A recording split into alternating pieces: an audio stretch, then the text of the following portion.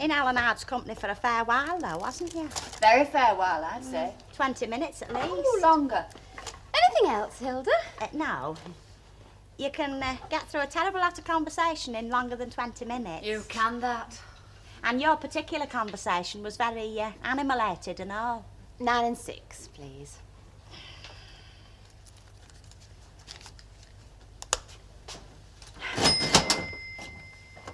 You've not given up, have you, Hilda?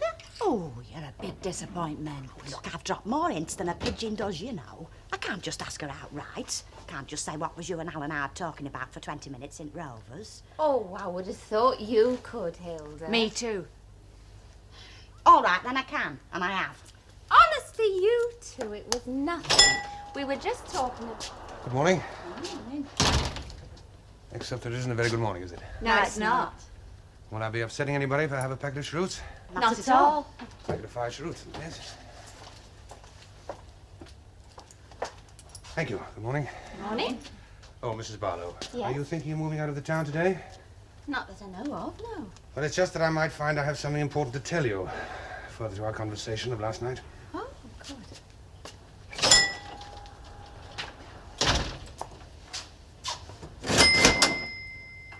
Well, he was on the point of telling us. Telling you? What you and him were talking about. Last night. Ah, well, I don't think I can now. You are? No, not now that it's obviously taken on another dimension.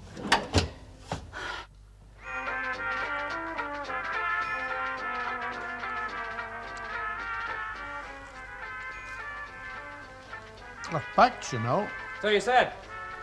Well, there's no point in stopping where you're not wanted. Well, nobody said you're not wanted, Uncle Albert. No, but nobody said I'm wanted either. That's true enough. So a fact. Anyway, I must be off now. As a teacher, I can't afford to be late and set that sort of bad example to the pupils. Might change the order of things. Well, I know you. Kind of bother about me with your domestic problems. Domestic problems? I'm sure. I've got domestic problems. It's part of the order of things I was just talking about.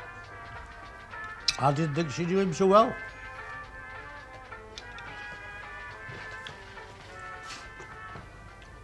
Who knows who well? Valerie and that Howard chap. They were very cosy at Rovers last night. Very cosy. Oh, that's what pubs are for, isn't it? To be cosy in. I never said out different. And what are you doing? Practicing to join a circus? Watch it. I've not dropped nothing yet. Still, you don't really when you're a human trolley. Where's Audrey? No sign of her, although Dickie, in between a lot of grunting and snarling, did indicate that she's no better. She wants a rest, you know, away. Away from me, you mean? I didn't say that. Doesn't need saying. It speaks for itself. I mean, 1 minute there's our Audrey, all bright and beautiful. Enter Ray Langton in wheelchair. And in next to no time, Mrs. Fleming's got bags under her eyes the cat could have kittens in, and her husband's beginning to wonder if he married a pineapple. The shock of the crash didn't do her any good, you know. And who made sure that was all arranged? Little Ray, let's cruise down a few country lanes, Langton. No, I'm not going to argue with you, Ray. If you want to talk daft, you're old enough to. That's another for my collection of wheelchair truths. Nobody wants to argue with you anymore. As if it were illegal. All right, I'll argue with you if there's some point. But it's not an argument that's wanted now. It's suggestions on how to help Audrey, that's all. Well, I've not got any, and neither has Dickie. Well, she could go away to her mother's for a week or two, couldn't she? Of course she could, but unfortunately, our little Audrey's got a highly developed sense of duty. She doesn't think we get on without her. Neither do I. But we must have a stand-in for her, that's all. Well, like who? You can't get a temporary animal trainer on the National Health, you know. Like our young Sandra. Sandra? Oh, don't taunt us, Elsie. Look, she's a very good cook. In fact, she's the best sort. She likes grub herself. No, Mrs. Tanner. I can manage. Oh, now, look, Audrey, it'd only be for a week or two and your mother could look after you. You'd come back feeling as right as rain and Look, I said no! Look, I'm the only woman in this house, and I intend to stay the only woman in it.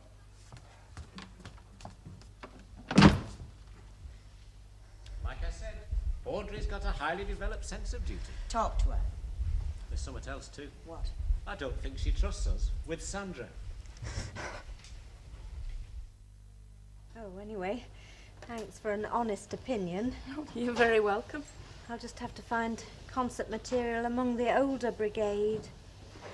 Sandra, what is the significance of the boys' names attached to the wigs? They're the boys I went out with when I wore them. I've been seen in this one, for instance, by John and Fergus. Just saves a lot of confusion. Oh, I see. Well, I'd best be off. Bye, then. Bye.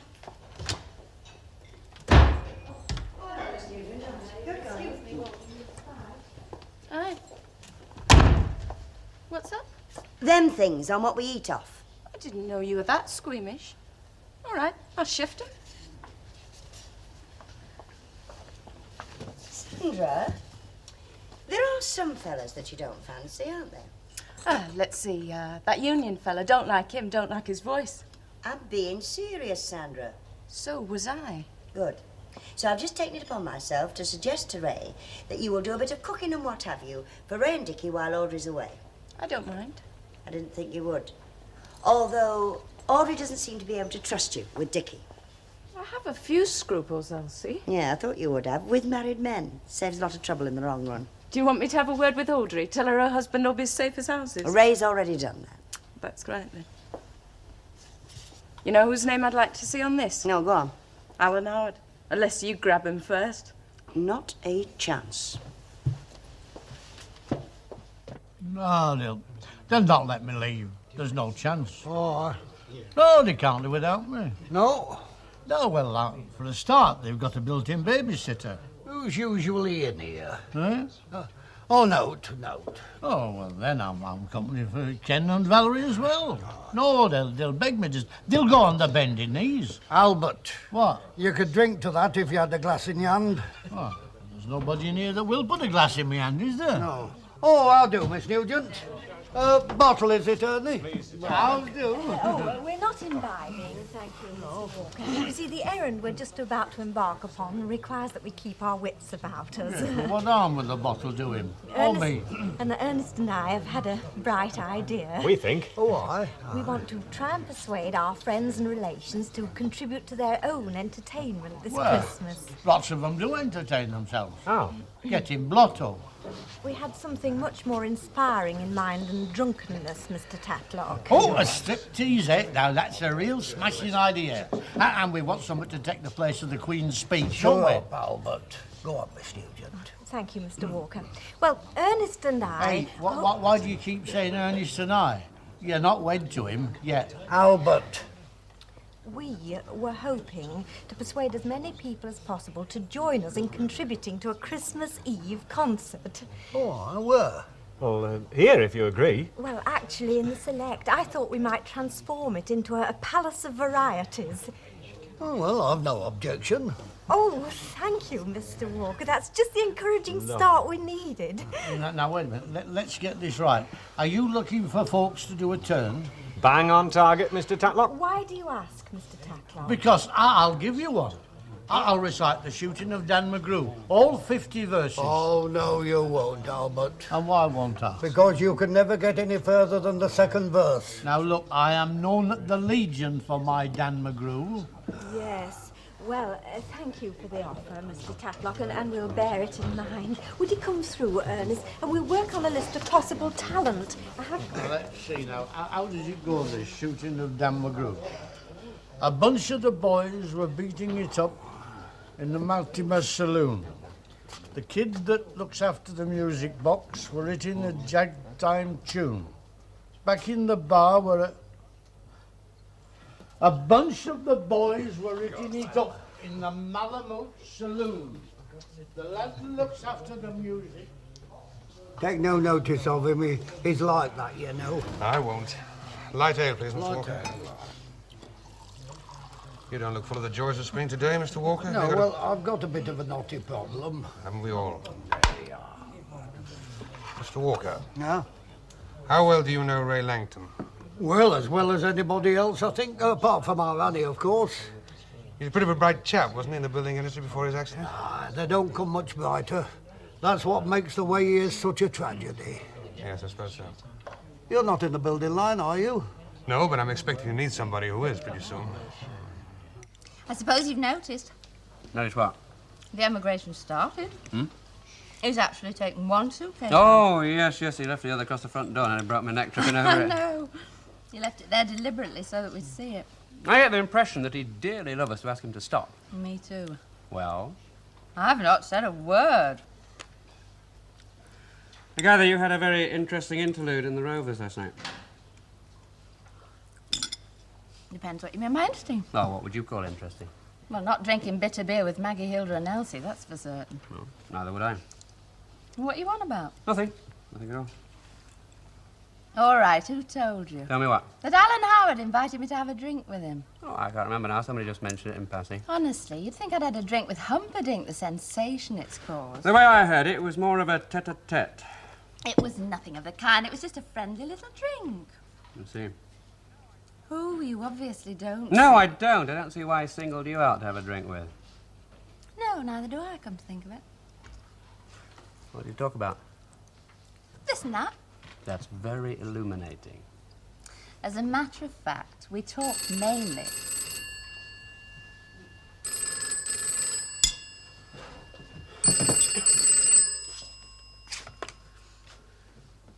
Hello?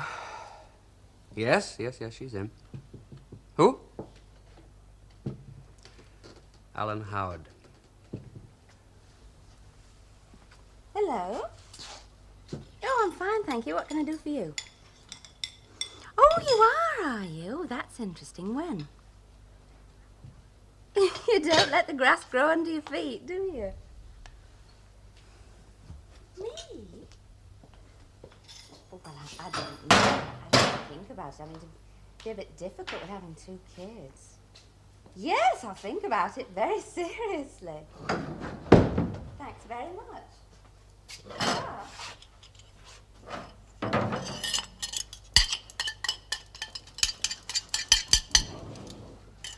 That's Alan Howard. Me who answered the phone, remember? Oh, maybe that's what he wanted. No, I've always found it difficult to guess what 2 people are talking about on the phone. It always sounds sort of private. He's, offered me a job, a good one. Job? Yes, as head hairdresser of the salon he's opening.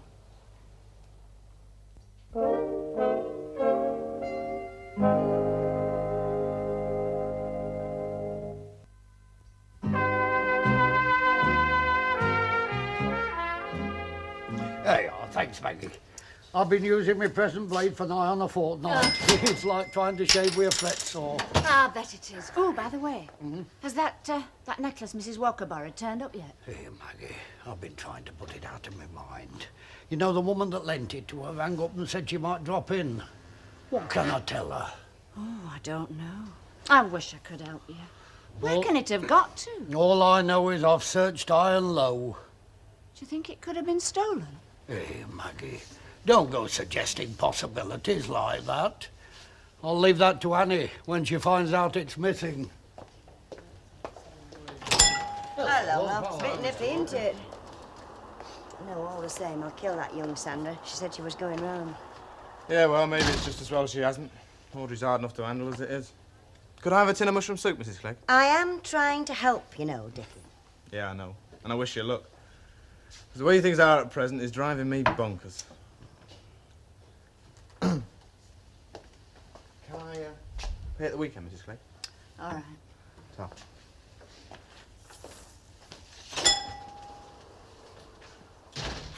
Everybody's got troubles. Yeah, well, as somebody said on the wireless today, it's the human condition.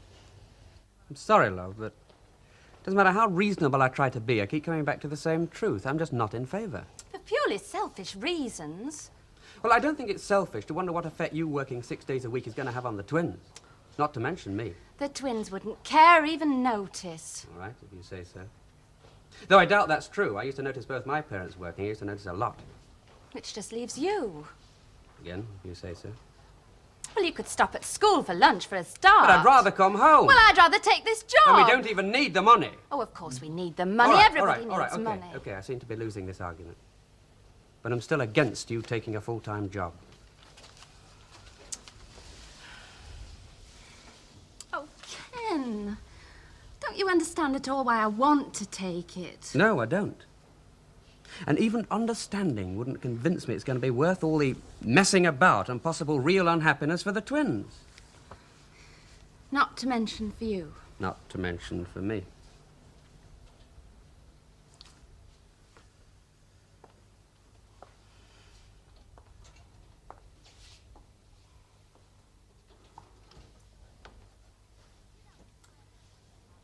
You know what the worst thing about being a wife is? No? Enlighten me. It's being absolutely dependent on your husband. For food, for clothes, for a roof over your head, for everything. I haven't got a penny to my name anywhere. It's degrading. I wish I could find somebody to be totally dependent on. Oh, don't be facetious, Ken. I'm not being facetious. It's a pretty expensive word for you, isn't it? Oh, thank you. You usually manage to descend to sarcasm sooner or later. Usually it's sooner. I'm trying to be honest. You know, all this talk about a women's lot being the hardest just isn't true. You don't know what it's like trying to hold a job down. Trying to keep your neck out up in front in the rat race. And you've got a stronger constitution than us at that. So in return for all this infighting out there in the big cruel world, I think I'm at least entitled to the comforts of a home. And I think my kids are too.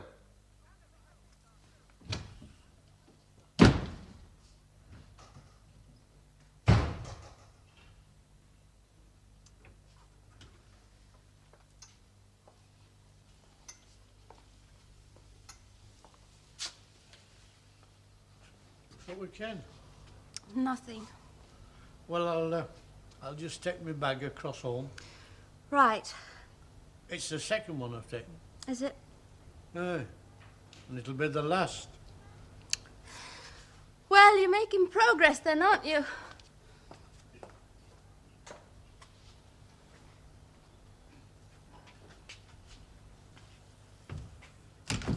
You'll have to look sharp to be ready for Christmas. Well, I think it can be done. The pink posy will be easy enough to convert. Shop next door is going to be the real difficulty. I can think of another. Oh, what's that? Len Fairclough. I mean, he's a fair enough workman, but speed isn't his strong point. He'll be speedy, all right, when I'm pushing him. Well, when would you want the plans for, then? Next week at the latest. Phew.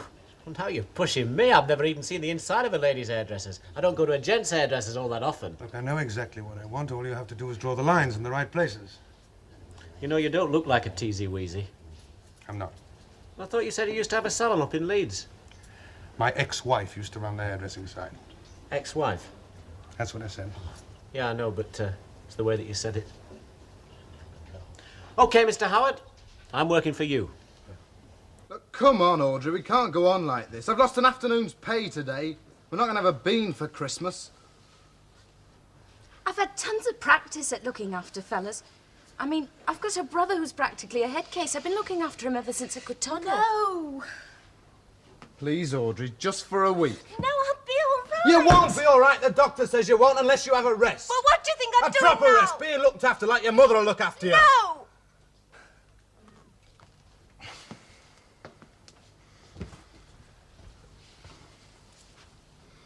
Look, I'll tell you what I'll do. I'll send you a daily report. You know, things like Ray's taken up Downing and I've got Dickie papering the bedroom. No! Well, I can't stop here all day. But if you change your mind, I'll only be washing my hair.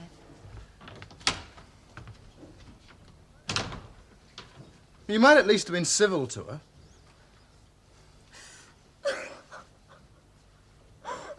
Oh, I'm sorry, Miss Nugent. It's not really my cup of tea. I wouldn't have the nerve for one thing, which is just as well, seeing I've got a voice like a frog. Oh, dear. Artists aren't as thick on the ground as I'd hoped. Sorry, no. Last time I appeared on the stage was in a velvet suit playing a drum, and I made a mess of that. And I had you down as a possible red shadow. I wonder what Mr. Fairclough would look like in a burnoose.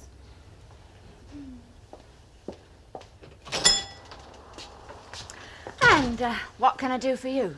Well, it's one of my every other days. Every other day. Oh, your brown loaf. Where do you get your hair done, Mrs. Clegg? Pardon? Who's your hairdresser? Oh, I'm going to town. Good. Why? Well, I'm hoping you're going to be one of my first customers. I'm opening a salon on Rosamond Street.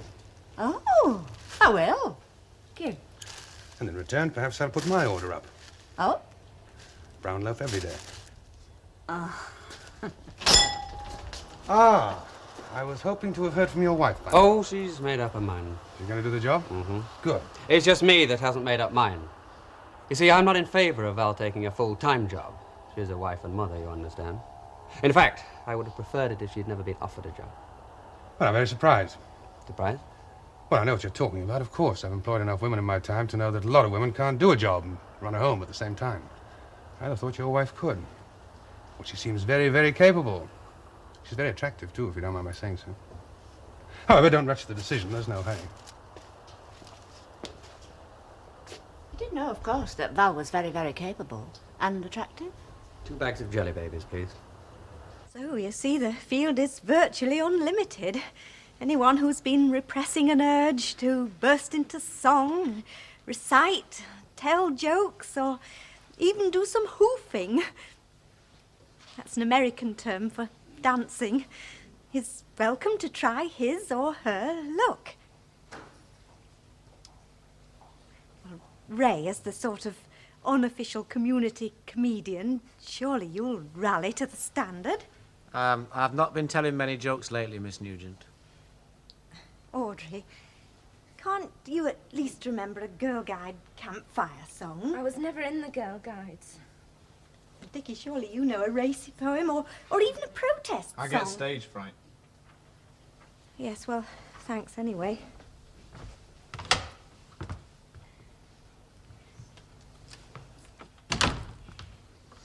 Forgive me for prying, but I find it hard to believe that my attempts to recruit you for the concert can have caused this air of almost total gloom.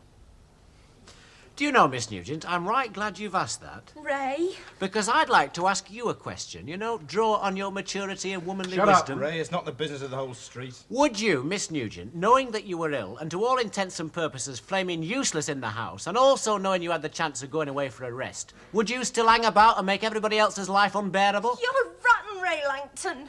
Presumably we're talking about Audrey. Oh, don't listen to him, Miss Nugent. That's right, we're talking about little Audrey here. Well, if you are ill, why won't you go away for a rest, Audrey? Oh, she's ill right enough. Because I don't want. It does seem to be up to her, Ray. Yeah, and you know why she doesn't want, don't you? Because she's that flaming uncertain of her job here. She thinks if she goes away, somebody else will jump in and grab it. Somebody like sexy young Sandra Butler. That's not true. Of course it's true.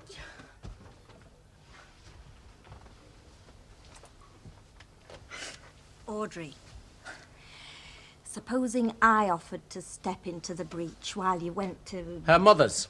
Became a house mother myself. Would you be willing to go away then? But you wouldn't, would you? Those who preach good works at the length I sometimes do should be prepared to practice them. When could you go to your mother's? Now's as good a time as any. It's settled then. Come on, Audrey. I'll help you pack. Everything will be all right. I'll never forgive you for what you said. Never.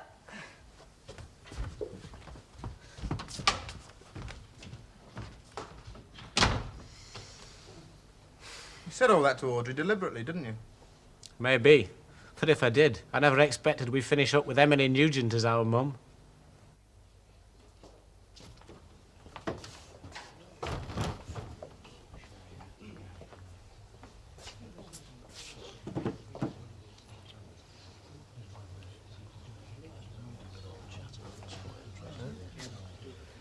Excuse me. Evening. Oh, hello, kid. What's going to get you, lad? Well, I was wondering about putting a bit of pep into my life with a double whiskey, but I think I'll settle for a half bitter. I wish you had made up your mind to have a double whiskey. I might have joined you. Oh, some bad news? I've been trying to make up my mind whether or not to phone Annie with some bad news. And? I think I'll try and make up my mind up tomorrow morning. It's exactly what I've done with the domestic problem. Shelved it. But it's dangerous, you know. Aye, I know. But it's easier than facing up to it now.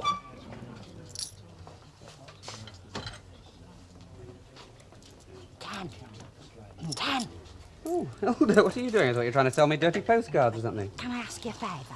I can't get Stan into college. No, only you see, I got this telegram to house since and I daren't open it. I mean, they usually are, aren't they? Usually are what? Bad news. Oh, no, it's an old working-class myth, Hilda. It's a leftover from the war when they usually weren't. Oh, go on, please. Stan's out and I can't sit with it staring at me from the fireplace all night.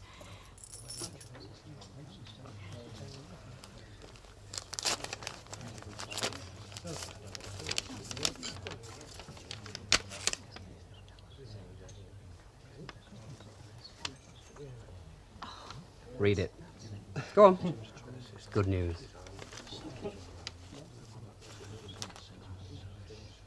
Irma. Our Irma's coming home for Christmas.